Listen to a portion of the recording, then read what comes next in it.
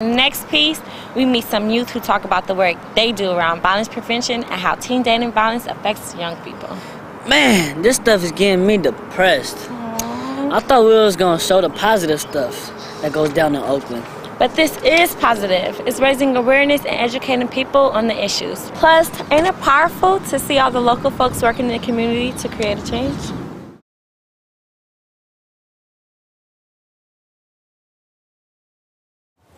It all happened on a day I can't remember.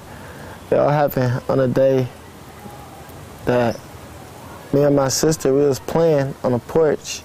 She snatched my hat off my head, and then she snatched my hat off my head and started playing with it, her and my cousin Tamara. They playing with it, throwing it back and forth. I'm in the middle. And like, they end up getting my hat and I end up chasing, get my hat back. Grab my sister, taking my hat. Then they left out, and I was like, all right, sister. She was like, all right, then, tell my mom I'm about to be gone for a minute. I'm like, all right. So she left, and then I went in her room and laid down for a long time, but I couldn't go to sleep for some reason. I knew something was wrong because I ain't never felt like that. I stayed up the whole night. Then everything just knocked on my door around 5 o'clock in the morning.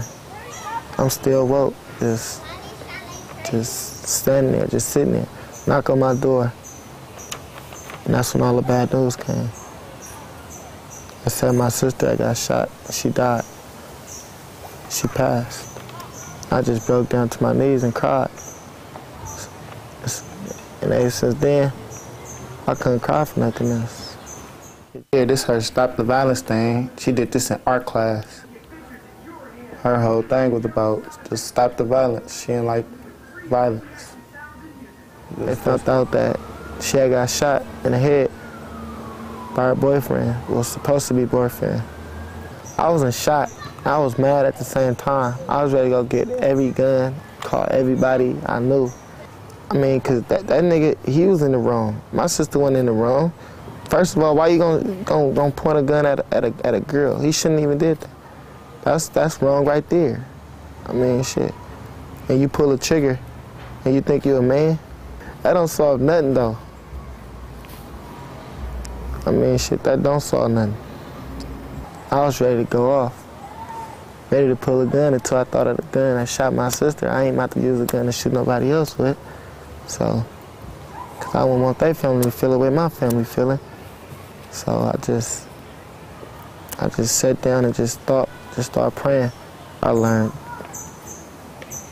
that bullet ain't never got a name on it, and bullets don't kill people. People with bullets kill people. Like if my brother got into it with a female, I tell him to just let that. I just tell him let that go, or just let her go. You feel me? Cause he wouldn't want it for himself, or he wouldn't want it for, you feel me, or family. First, it was a tragedy to even hear about my sister passing. Now, as it goes farther and farther, I see like all the violence and stuff is going on, and I know it can be changed.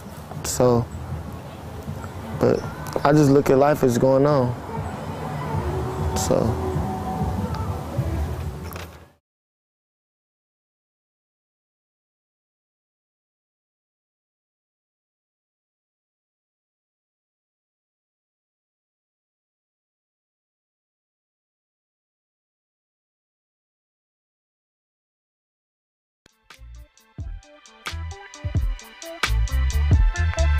It's really powerful to hear so many different voices all saying the same thing.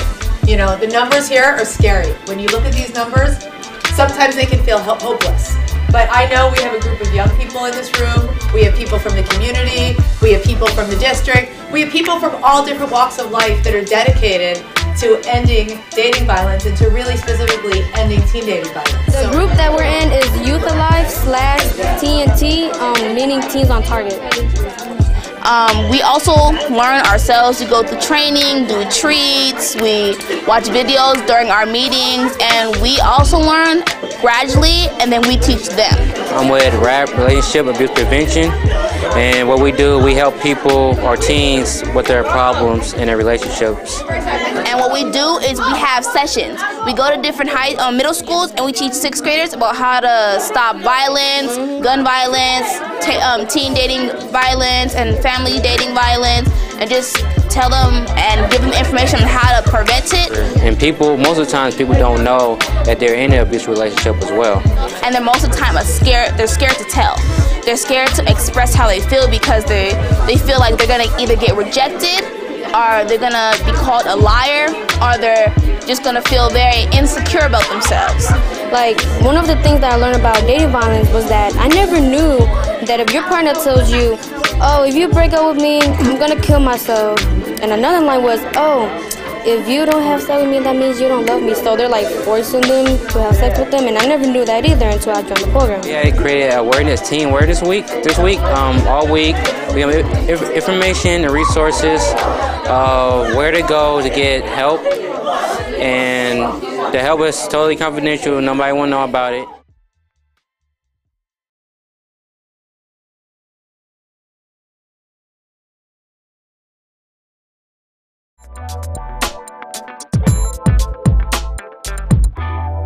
Okay, that was cool. I learned a few things. Like, I had no idea that telling a person, if you break up with me, I'm gonna kill myself. Or if you love me, you'll have sex with me. Were forms of date violence. Me neither. That's why what they meant when they say violence comes in all shapes and forms, not just physical violence, but mental, emotional violence as well. Okay, now for real, can we move on to something a little lighter?